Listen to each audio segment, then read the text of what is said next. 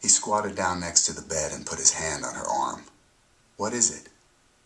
She shook her head. "I just don't know what the hell I'm doing." He didn't know what to say. He tried. "You're doing fine." "I mean, I'm a law enforcement officer.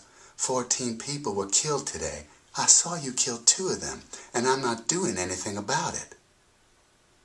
"There's nothing to be done." "I don't know what my role is anymore." "You're doing a good job. I didn't mean it cruelly before when I said you're out of your element. You're law enforcement, and you just got dropped into a combat zone. You're trying to learn your way." She nodded, and a fresh flow of tears ran silently down her face. He squeezed her arm. "Paula." She didn't answer. He got up and walked around to the other side of the bed, then lay down next to her. He stroked her arm. "I can't stop thinking about it," she said. "I can't get it out of my head." "I know. His brains."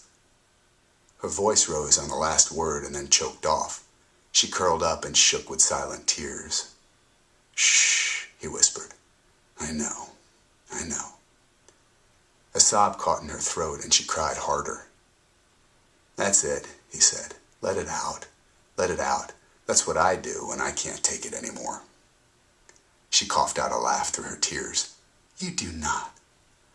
"Of course I do. All soldiers are crybabies because we deal with so much shit. We just don't tell anyone. It's bad for our image." He realized he'd acknowledged he was a soldier, but decided it didn't matter. She laughed again, then cried harder. He put his arm around her, took her hand, and pulled her close. "Shh," he said again. "It's okay." She gripped his hand and pressed back into him. He was suddenly acutely aware of the feel of her ass through the material of the robe. Oh, fuck, this wasn't good. He didn't want to let her go. It would have been awkward, and anyway, he seemed to be making her feel better, but... She shifted slightly, and the feel of her body moving against him was like a current of electricity against his skin.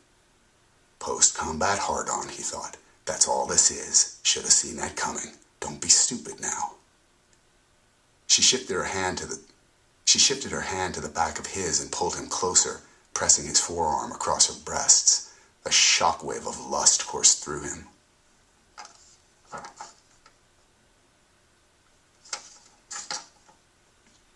"Don't be stupid, don't be stupid." She moved his hand lower. "Please," she whispered. "Paula," he said, his mouth close to her ear. I need to feel something, please." Somehow his hand had slipped under her robe. She pressed it tightly against her breasts. Her skin was warm and smooth. He could feel her heart pounding.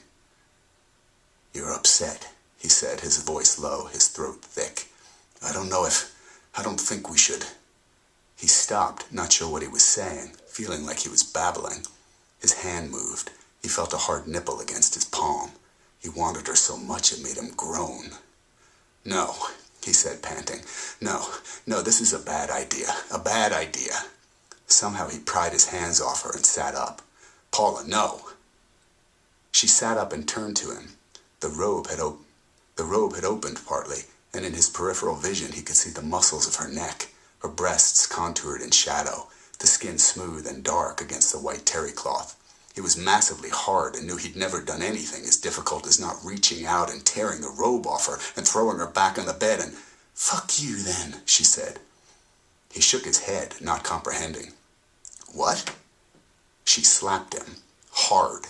His face rocked back and he saw a white flash behind his eyes. He was so stunned by it that she managed to slap him again before he could do anything to stop her. Another powerful, stinging shot from the opposite side. A red haze misted his vision and he felt his scalp tighten with anger.